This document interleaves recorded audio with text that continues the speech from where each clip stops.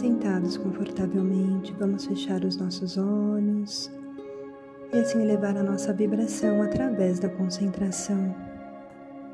Vamos fazer uma respiração profunda, esquecendo as nossas preocupações que nos envolveu durante o dia e buscar a fé positiva nas causas difíceis. E assim entrando em sintonia com os benfeitores celestes que estão conosco nestes breves momentos de reflexão, de oração e irradiação, nos ajudando, nos acompanhando nessa nossa busca por conhecimento, por paz, por saúde. Vamos elevando todos nós, equipe encarnada e equipe do plano espiritual, elevando o nosso pensamento a Deus, agradecendo pela dádiva da vida, por podermos estar aqui nos dedicando a esse nosso crescimento moral e espiritual.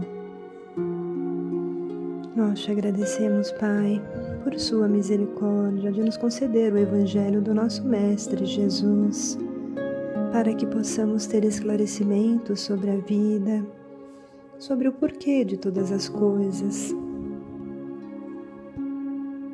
que possamos passar momentos de reflexão proveitosa e permita, Senhor, que os bons espíritos estejam sempre conosco, nos amparando em nossas necessidades e nos inspirando em nossas escolhas e decisões. E assim envolvidos em harmonia, pedimos então que os protetores, que os benfeitores celestes possam se aproximar de cada um de nós durante a oração e possam nos estender a caridade do passe. Aquele que tem por hábito deixar a água para fluidificar ao lado e fazer os pedidos. Que a luz e a assistência dos benfeitores espirituais estejam juntos de nós, com a sua proteção. Oração a São Miguel Arcanjo. São Miguel Arcanjo, guardião da luz e da fé, protetor de todos os seres humanos, eu vos chamo e vos invoco para que me defendas de toda negatividade, de toda desarmonia, auxiliando-me em meu caminho em direção da luz e do bem. Amado Miguel Arcanjo, conduz o meu querer, a minha vontade e os meus desejos, para que eu tenha a luz crística governando eternamente o meu ser. Que assim seja. E nesse momento, através das nossas vibrações, busquemos no fundo de nossa alma os melhores sentimentos que nós temos, para que a gente materialize a nossa vontade e pensamentos em fluidos de paz, em fluidos de amor, em fluidos de cura. E ao Senhor Jesus nós entregamos esses nossos melhores pensamentos, esses melhores fluidos, e pedimos que leve esses pensamentos de paz e amor para os nossos irmãos que tanto sofrem, sejam em leitos de hospitais, os nossos irmãos que vivem nos abrigos, nos asilos e os que estão nas penitenciárias. Leve, Senhor, esses pensamentos de amor aos corações tiranos, aqueles que hoje fazem o mal, para que eles possam sentir um pouco da Tua bondade, do Teu amor, e possam refletir a necessidade que nós temos de evoluirmos, de fazer o bem. Leve também, Senhor, esses fluidos de amor, esse bálsamo a todos os irmãos que se encontram pelas ruas, abandonados, dentro do sofrimento, muitas vezes vítimas dos vícios, que eles possam sentir o seu amor, a sua presença. Abençoe, Senhor, também aqueles que nós amamos, as nossas famílias, os entes queridos. E assim, nós agradecemos ao nosso Mestre Jesus, aos benfeitores celestes, o amparo. Agradecemos por todas as energias benéficas que nos foram transmitidas, pelos bons pensamentos, pela motivação e pela esperança. Que este sentimento, estas energias permaneçam conosco por hoje e sempre. Que assim seja, graças a Deus. Fé e equilíbrio em todas as direções.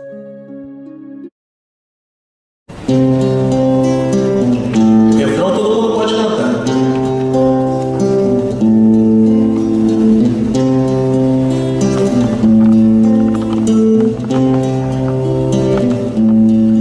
Quando a noite do inverno vem destruindo aquele sonho seu, uma tormenta, desespero e amargura.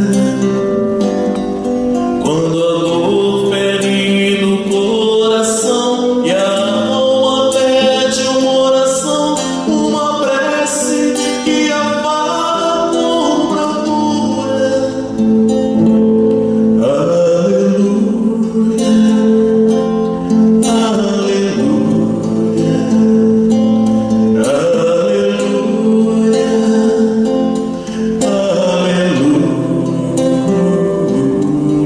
aleluia,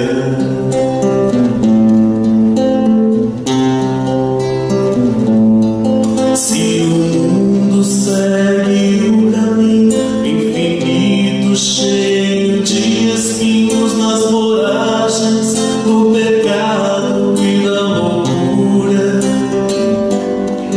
toda guerra se acabará e no mundo reinará a paz, não terá miséria alguma. Aleluia, aleluia,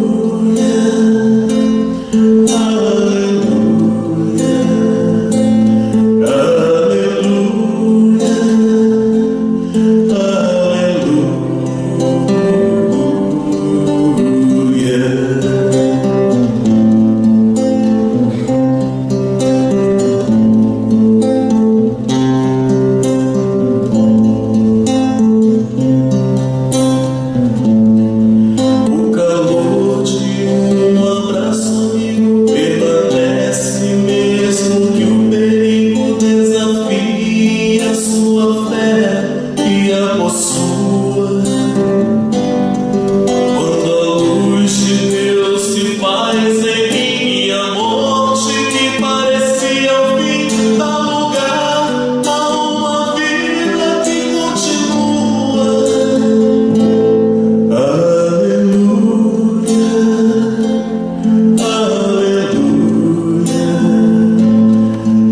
aleluia,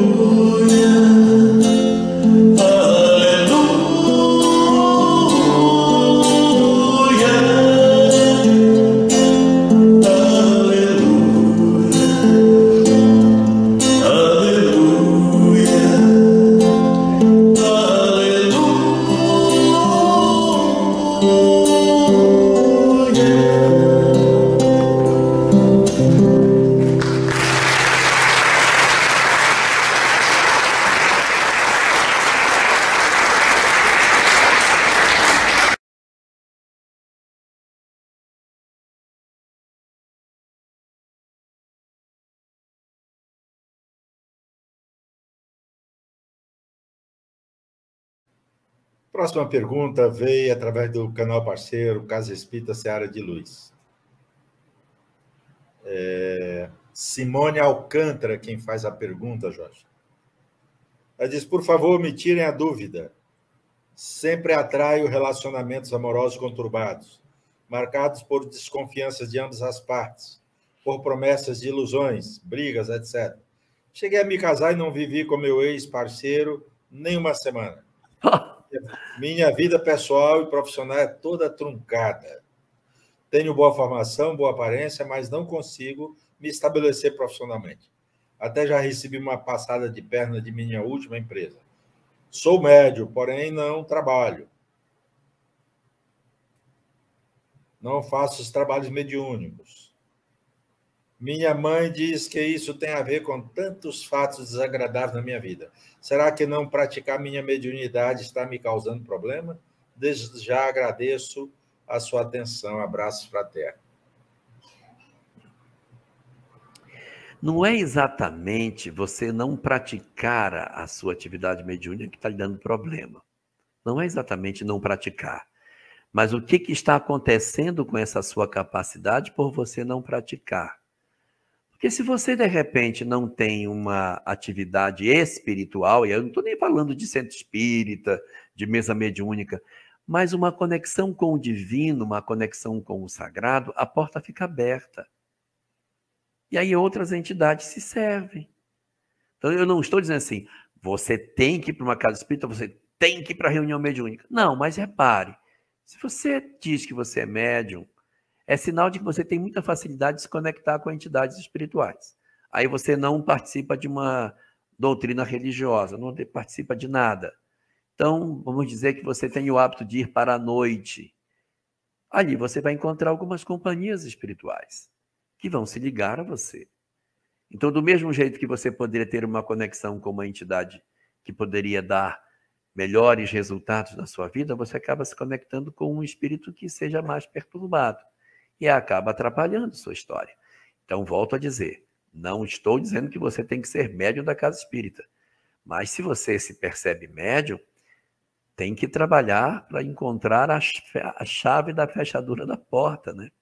Seja na igreja católica, seja na igreja protestante, seja na casa espírita, mas que seja em algum lugar aonde você se descubra como sendo alguém que está fazendo um trabalho de busca interior. Eu falei essas três, espiritismo, protestantismo, catolicismo, mas não estou dizendo que é só isso, não. Pode ser budista, pode ser shintoísta, pode ser islâmica, qualquer coisa, mas algo que trabalhe o seu interior, que faça você ter um contato com o espiritual e aprender a fechar as portas que a mediunidade possa ter.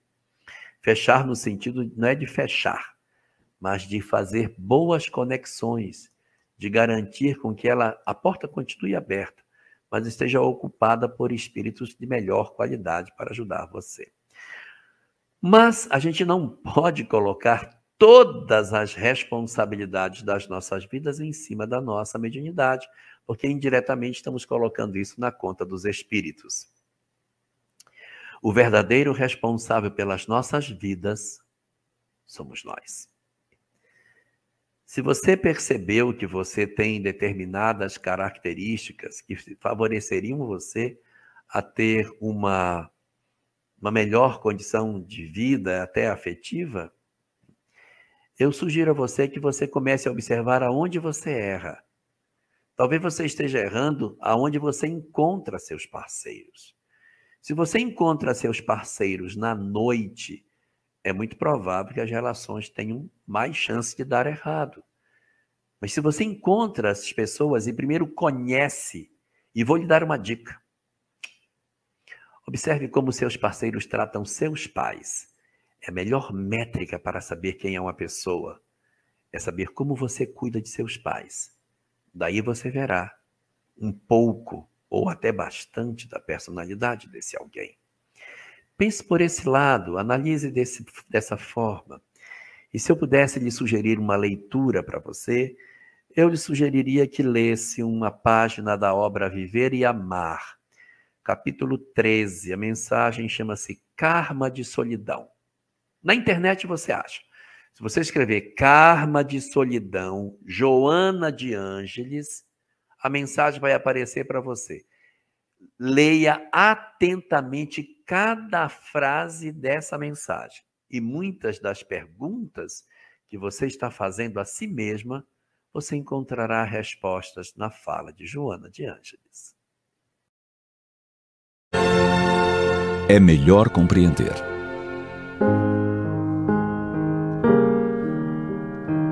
Quando lemos um texto mais complexo, Quando escutamos uma palestra, curso ou podcast, é natural que nossa compreensão não seja imediata. Afinal, estamos buscando entender o trabalho intelectual de outra pessoa, o que demanda atenção e esforço. Algumas vezes, um bom tempo. Isso acontece toda vez que temos contato com algo novo. Na escola, o esforço para compreender a lógica das operações matemáticas ou os textos em forma de crônicas, poemas ou romances.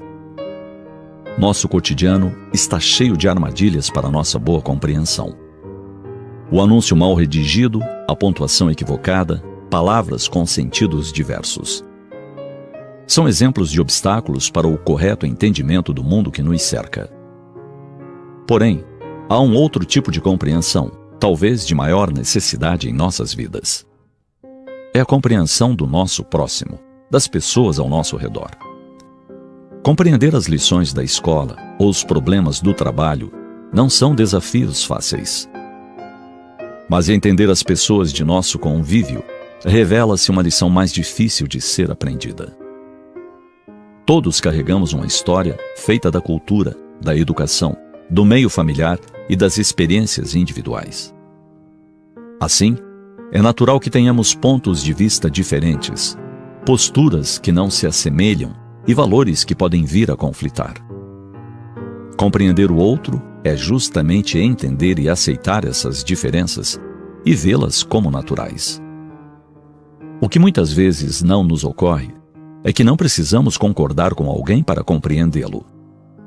Basta vivenciarmos a empatia, nos colocando no lugar dele. Dessa forma, conseguimos ver o mundo com o olhar do outro e, a partir desse ponto de vista, que não é o nosso, analisamos a situação. Edgar Morin, filósofo francês contemporâneo, afirma que um dos desafios para a humanidade no século XXI é o de aprender a compreender. E o das escolas é o de ensinar a compreensão. Ele está coberto de razão. Compreender é acolher o outro em nossos sentimentos, abandonando o julgar para apenas buscar entender suas atitudes. Não é sinônimo de ser conivente com os erros alheios ou de tentar acobertá-los. Compreender o outro é buscar entender os seus motivos ou mesmo as causas de suas atitudes antes de julgar ou analisar de maneira superficial a situação.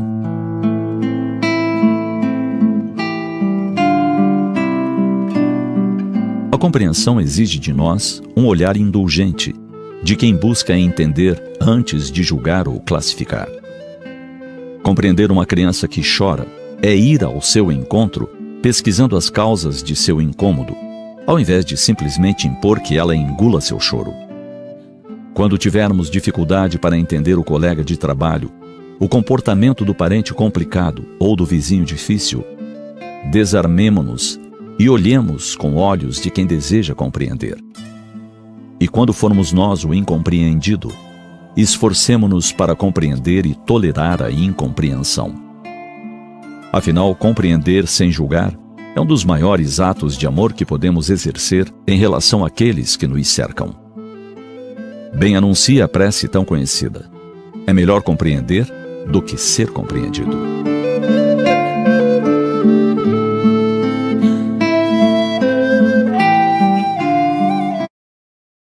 Reflexão da semana do livro Vidas Vazias, do médium Divaldo Franco, ditado pelo espírito Joana de Ângeles. Neste livro, vamos estudar sobre a questão da convivência. Convivência são os relacionamentos que nós mantemos com as pessoas. Pode ser da família, pode ser no trabalho, pode ser de amigos. Por quê? Por que nós vamos falar da convivência para refletirmos nessa semana? Porque a convivência é um desafio dos mais significativos da nossa vida aqui no planeta Terra. Vocês sabem disso, né? Por quê? Cada criatura humana é um universo de experiências. Cada um de nós somos diferentes. Nós temos experiências e o ponto de vista diferente um do outro, né? Então, a mesma forma de sentir e pensar aproximam umas pessoas das outras. ou também pode produzir, né, afeições iguais. Também pode despertar a percepção das dificuldades e problemas no outro com quem se relaciona na convivência.